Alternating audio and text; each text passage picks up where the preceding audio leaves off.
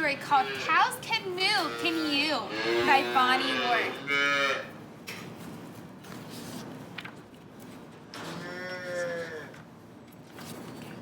Spring has sprung, my fine friends. Come along, grab an arm. Let me take you to tour the green bean family's farm. The sun's barely up, and what do you know? The house lights are on with the rooster's first crow. He stretches his neck and says cock-a-doodle-doo.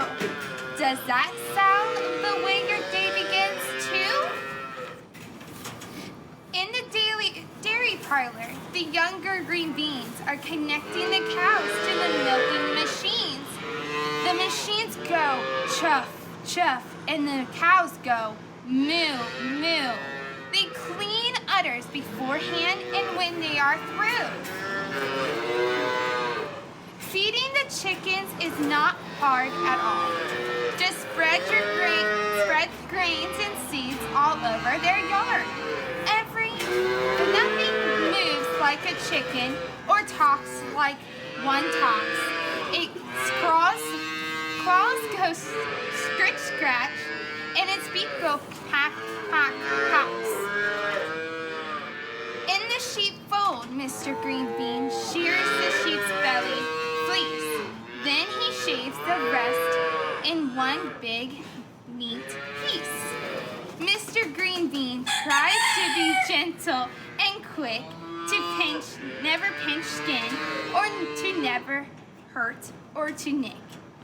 Most sheep sound alike. The lamb, ram, and ewe, they all go ba ba and have woolly fleece too.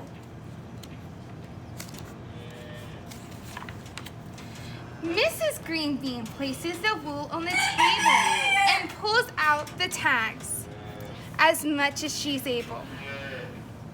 Next, she washes and dries it and cards out the knots.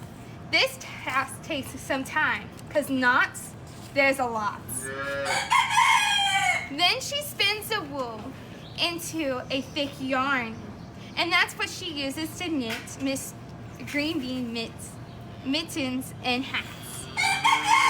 In the truck gardens, tidy vegetable beds are lettuce and kale with tiny green heads.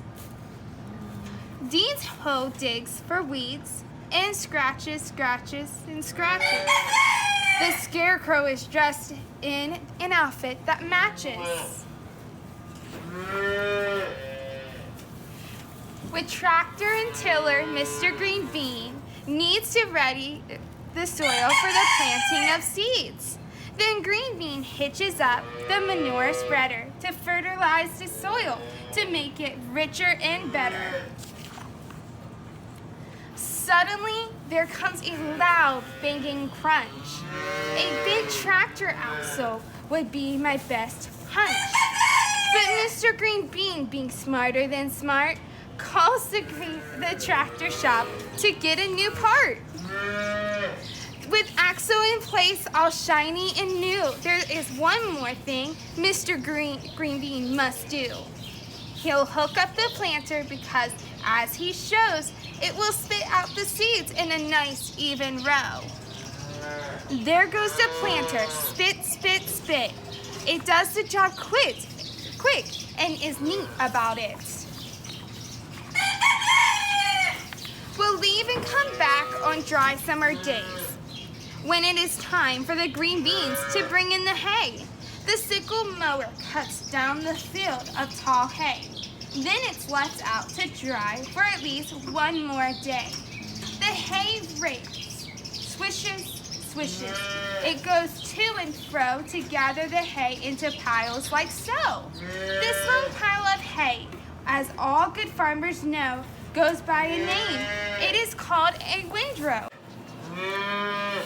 Here comes the baler with a loud rumbling roar, packing hay into bales that are easy to store. Vroom, vroom goes the skid steer as sister and brother stacks the bales on top of the other. Every Everything's green and growing quite well till midsummer comes to bring the dry spell.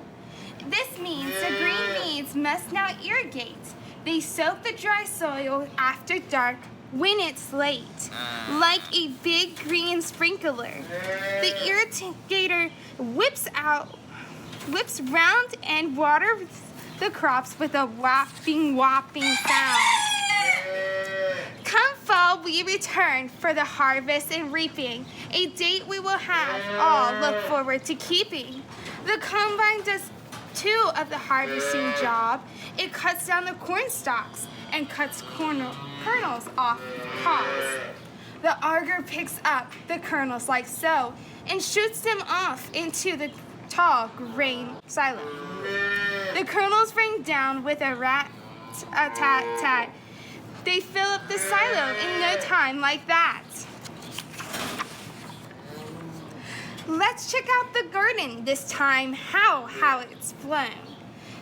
See the veggies have ripened and grown, dug out of the earth or plucked from the vine. The green beans garden harvest was never so fine. Let's load up the truck, we must not delay, for didn't you know? It's Green Market Day. As Market Day ends, the fond memories linger. The green beans are too tired to even lift a finger. Their noses sniff, smells great. What is that? A fine fresh meal from the cat and the